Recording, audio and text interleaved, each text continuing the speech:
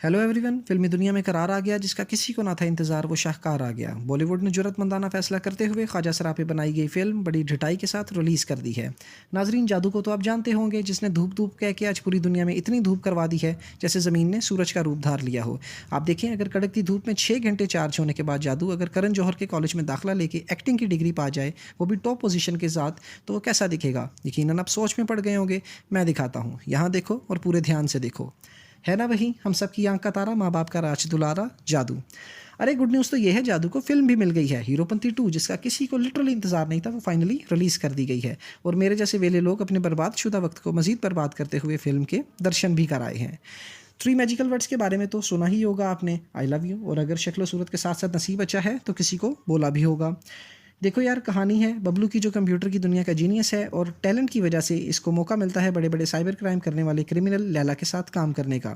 दूसरों की तिजोरी खाली करना तो जैसे लैला का पसंदीदा मशगला है। यहाँ पे आपको बताते चलें कि ये लैला मजनू वाली लैला नहीं है, ये फिल्म वाली लैला है, जिसका किरदार नवाजुद्दीन सिद्दीकी ने बखूबी निभाया है, मगर निभा ना सके। इसके बाद बारी आती है फिल्म के मालामाल किरदार अनाया की। मैडम के पैसों का खजाना और बबलू के साथ इलू इलू वाला गाना दोनों ही काफ़ी फेमस हैं। लेकिन फिर कहानी में अचानक एक ऐसा मोड़ आ जाता है जहाँ पे हालात बदल जाते हैं, जज्बात बदल जाते हैं, और वो दोनों एक दूसरे के जान के दुश्मन बन जाते हैं। एक की जान की कीमत दूसरे की मौत बन जाती है। वैसे तो दोनों कंप्यूटर के जीनियस हैं, मगर लड़ाई बिल्कुल WWF के दंगल की तरह मुकालात से होती है। और इसके पीछे डायरेक्टर सर का लॉजिक क्या है, इसके बारे में नासा की रिसर्च अभी भी जारी है, शायद कोई कनेक्शन मिल जाए।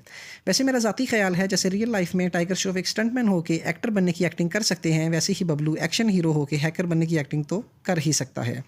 फिल्म में एक्टिंग देख के यूँ लगता है जैसे टाइगर श्रॉफ को अपना बचपन जीने का मौका ही नहीं मिला। अगर मिल जाता तो बचपन में डॉक्टर डॉक्टर खेल के सारी हसरतें पूरी कर लेते, और यूँ आज एक्टर एक्टर खेल के सरेआम इज़्ज़त अफजाई ना करवानी पड़ती।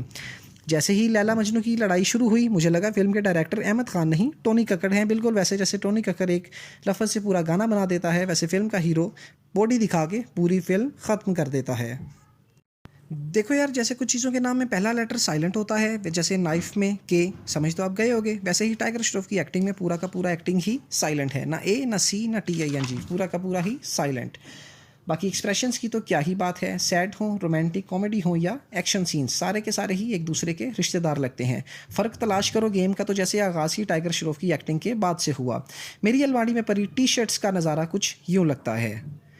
आप अब मैं आपसे अगर बोलूं कि वाइट शर्ट जाके लेके आओ, तो आप पूछोगे तो सही कि कौन से वाली। वैसे ही टाइगर श्रॉफ से पूछना पड़ेगा, बंदे के सारे expressions he in white shirts के जैसे हैं, कोई फ़र्क ही ना कर पाए। हाँ, पर एक्शन कमाल का है, मगर हम WWF देखने के पैसे तो नहीं देते ना। वैसे अगर जंगली टाइगर्स के पास ज़रा सी भी अकल होती तो टाइगर श्रॉफ की एक्टिंग देखने के बाद इसे कुछ कहने की बजाय उन्होंने अदालत से रजू कर लेना था कि भाई हमारी कम्युनिटी का नाम तब्दील करो, हम मज़ीद अजियत बर्दाश्त नहीं कर सकते।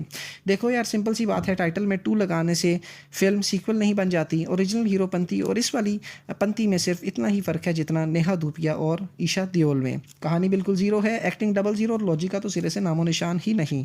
पहले 1 घंटे तो आपको ऐसा लगेगा जैसे आपके साथ छोटा सा मजाक किया है, कैमरे में देख के हाथ हिला दें, और फिल्म के अख्ताम पर आप अपने होशो हवास पर काबू पाने के साथ साथ इस काबिल होते हैं कि कहानी का सर पैर ढूंढ सकें।